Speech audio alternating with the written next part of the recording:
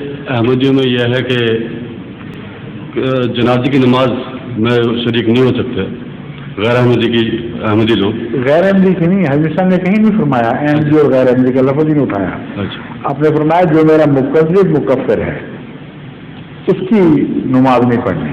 اچھا اسی طرح. اور جو اتنی ضرورت اخلاقی رکھتا ہو کہ مجلس میں لوگوں کے سامنے کہہ دے کہ میں حضرت مرزا صاحب کو جھوٹا اور کافر نہیں سمجھتا بلکہ سچا مانتا ہوں، خواہ تفصیل میں اختلاف ہو، اس کی بشک جنازہ پڑھ لو، نماز جنازہ پڑھ لو.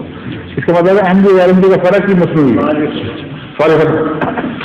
مقلد اور مولد کا فرق رہے گا بس. خواہ بیعت نہ کی ہو، اگر وہ مکفر نہیں ہے مولد ہے اس کی جنازہ ہو سکتی ہے. نہیں ظہور مہدی آخر زمان